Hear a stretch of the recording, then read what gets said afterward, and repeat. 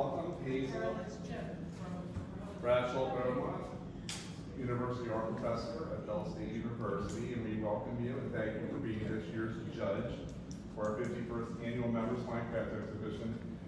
Hazel came in yesterday and I think was probably a little overwhelmed by the amount of work, and her decisions were kind of tough. She was seeking my advice on some things, asking, and I'm like, well, you're the judge, you have to do it. So it was, it's always a challenge. But also I just want to say that Hazel's an artist in her own right, and she will be exhibiting here in September. Her beautiful tapestries will be adorning the walls of the Tubbs Gallery, so please look out for that. And Hazel, take it away. Thank you very much. Good morning to you, ladies and gentlemen, and I take this as a pleasure really, and for you to be joining me this morning. As Nick said, I was thrilled, overwhelmed with anxiety and the whole works, and trying to figure out where to begin. But I must say that the standard of the work that I saw here and still looking at was phenomenal, outstanding, and challenge was really to make that decision. So there are times when I ended up having to, put 3-4 items down or artists down, names down to actually make a decision. Yes, I did bother Nick a little bit in terms of saying, okay, oh my goodness, where do I go from here? But the truth is that I think there's no doubt about it that the quality of the work, or the standard of the work that's being displayed is, as I said earlier, phenomenal. It's outstanding, and each one in itself is a winner. It's just that I'm sorry that there will be 5 categories, but because each one could actually receive a trophy of some sort or some kind of award and recognition. As an artist, and as someone who is often referred to as a craftsperson because I do fibers, I see where we are not necessarily at times recognized as the fine artists, but we are fine craftsmen. And I do endorse the fact that we are artists, whether or not anybody wants to say anything otherwise.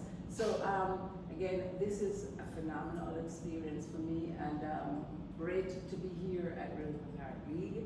I thank Nick, Jennifer especially, and everyone who actually, the entire staff that actually worked with me, but Nick for actually bringing me and getting me here and giving me this wonderful opportunity where I can get involved in this. And yes, I've judged others, been juror for other shows before, Scholastic Art, and quite a few back home in Jamaica where I'm from originally. But to be here and be a part of this Art League, I think I can never say anything more than thank you all very much for inviting me, having me here, and being a part of the family. And I will continue, I hope to continue being here, not just exhibiting, but be a full-fledged member. Whether or not I'm still living in the state of Delaware, I still think of Rehoboth Art League. So as artists, I again congratulate you all, and if there are any questions, feel free. Can we focus on one of the best in show, VW, Rocker? And we actually have the artist here that talk about or what Hazel has seen with your work, Patrick, decided that she was going to give you best in show. Okay, so when I saw that, first of all, I said, oh my God, this is an original by itself. The time, I hesitated a little bit, trying to figure out, or I should say ponder, not hesitate, but ponder, how will this work come together? And so I know you explained a little bit to me yesterday, but when I looked at the pieces, you mentioned something about the strips, but just looking at it in terms of how the features or the sections came together to make it asymmetrical to some extent, but still symmetrical because you're looking front on. And the story behind it, as you shared, was to me outstanding, and it touched my heart to the point I said, this is something I would love to have somehow, somewhere, someday. So I don't know if you want to add to that. Sure, I guess I can do that. I'm Pat Lee. I'm glad to be here. It was awesome. I've had a lot of background in the industry of woodworking. I started out, this was not what I was going to do. I was going to be a policeman all my life. So that's what my dad did. And I was a Baltimore City policeman for a couple of years, and I got out of that and had to find another job, so I got into construction. and I knew nothing about construction. I had talked to a guy into hiring me to make housing parts, and then I worked in Easton, and then my wife and I ended up moving here to the shore 40 years ago, and then we got married and we built our own house, and then I became unemployed again and went back to school. She says, that's it. And she says, well, you should go back to school and teach. And I'm like, wait a minute, that's, school was not my thing. I was not an academic at all. So I ended up going back to the University of Maryland Eastern Shore, and I got certified as an industrial arts teacher. I was one of the last certified industrial arts teacher. And then I ended up at a 30-year career where I taught high school and middle school. I volunteered out at Furnace Town and did some blacksmithing work that I knew nothing about. And it evolved, so I got involved originally in the woodworking thing when I was making windows and doors, and I was working with a brother of mine who had been an industrial arts teacher, but he made more money in the housing industry. And he showed me the fine details of, you know, being particular about things. And then the design aspect, I blame my wife for it because she double checks everything I do and says, no, you do this, do that. And we collaborate on it, and it's really nice. But this particular piece was made out of 4 sheets of 3/4 inch plywood, birch plywood. The bucket itself was 22 layers. They started out, I have to move it around so you can see the whole thing, but I try to encourage people to sit in it. But these are 3 inches thick, and I cut 22 layers out, and then I take and I glue that together with the waterproof glue. And then there's 3 spacers that go on either side to make it a little bit wider. It also gives me some adjustment. And then the rockers are 5 layers. Everything's cut out with a handheld scroll saw to get it to the rough shape. And it's real boxy looking when I start out. And then I have to confess some changes in the architectural design of it. Originally this came up and had 2 tentacles that came over and crisscross on top. And it was pretty awesome looking, but I couldn't get the thing to balance. So I had to go back, and then that whole artistic thing, what can I do with it? So I cut those off, and then we created some patterns, and then Chris said, I'd drawn on here a couple of times. She says, no, cut out a paper pattern, and then we placed those in places, and then I came back and used a bunch of different sculpting tools that I have, a lot of power tools, and then some Dremel tools, and the razor knives, and that kind of thing. And then we just decided we were going to do an octopus. The name of my business, Heart of the Ocean Wood Designs. I know nothing about octopus other than what I've read and that kind of thing. But I like doing it. We live near the ocean, so I like doing a lot of the sea things. So what we did on the back was I made it thick enough so I could do the head, but I forgot to leave enough for the eyeball. So I had to make this separate and put these in there. Well, you didn't talk about how you made a head to That was apply it first, and it made it so heavy that all it did was tilt back. And I said, you need to lose that head.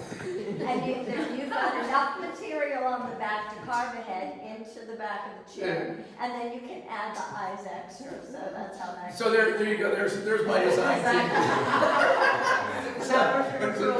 So then there was the whole idea of then trying to get the tentacles or the arms that they're called on an octopus is, if you research some things about an octopus, the life of an octopus is not very long, and it's pretty bizarre. Their whole mating ritual and that kind of thing. I'm like, what am I doing this for? So it was interesting at the age I'm at to learn more about it. So basically, I glue the bucket up, and then I balance it actually on another bucket. So it's about the right height for a chair. The plans I got for it, a guy created the plans on the internet and gives them out free. I downloaded them, I had to blow them up, scale them up, and then I made some patterns. This is the 5th rocking chair I've made. The original one I made, I had really no idea what I was doing with it. So let's see what happens. And that's sitting in my niece's house. She got that as a baby shower gift 8 years ago, and it's been tried and true and tested with her 3 kids, her dog, her husband, and herself. So I just got to visit that last year. So the idea was just the flow of it, and I like the way the grain was in it. And every piece of plywood is going to be a little bit different. This happens to have a lot of, it's birch plywood, which is a very thin layer. You'll see where those come together. A lot of you'll have red oak, white oak, some poplar, which is usually the greenish color.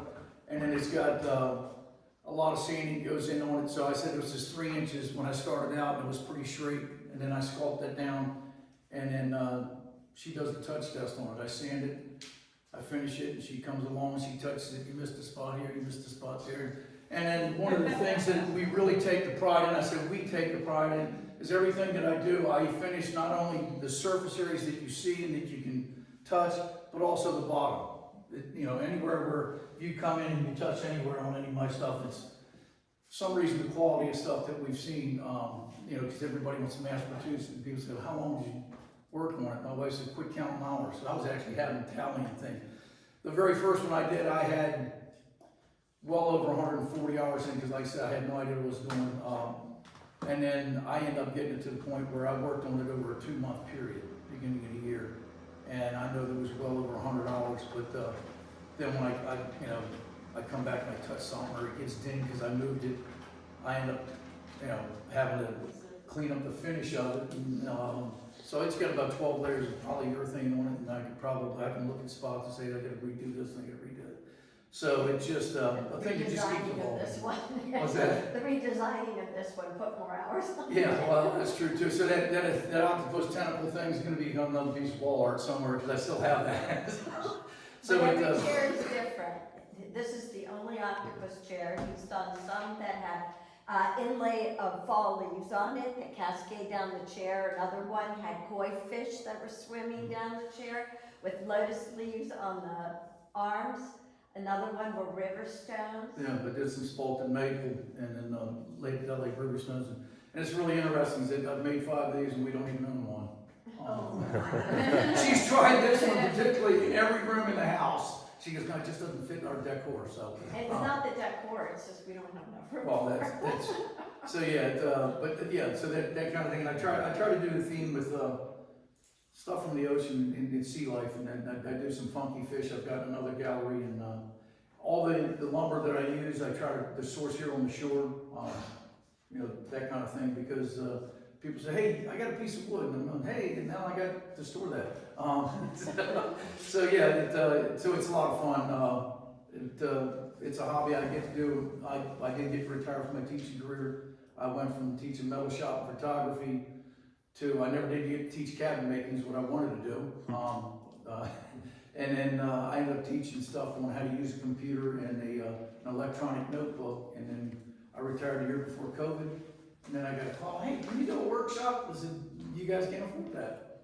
Should have paid attention to the in-service that I get. So, but yeah, there's some other younger guys who are much better than I was at it. So I just turned it over to the younger people because I'm moving on. So, you got questions on cares and concerns? They're a little concerned that I let people sit in it. It's a functional piece of art.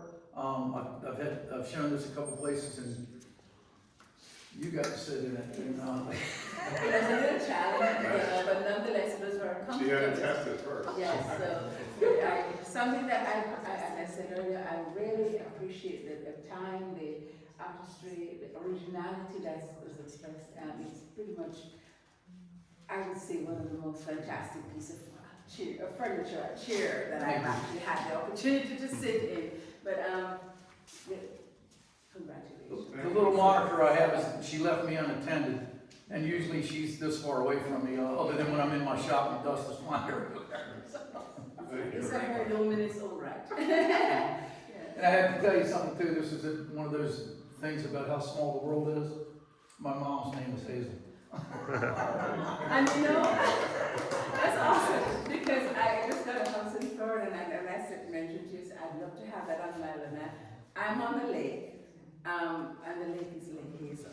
Oh, So here it is, the history in the making, definitely, that's awesome.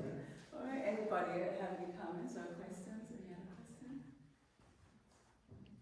We'd like to thank you very much for doing this, and also that Hazel did a great job. The show is on view until July 14th, and so there's plenty of everything to come see. You can also check out more of the award winners by visiting the gallery. Did a great job choosing the jewelry, hand-built ceramics, the ceramic itself, fiber, and of course the best in the show. So thank you very much, Hazel. Anything else you'd like to add to Just to it? say thanks again for inviting me, and as artists, I cannot say anything apart from let us continue to make art to illuminate our belief system and make us more who we are, for individuals to know who we are. So Thank you very much for being a part of Thank this you. meeting.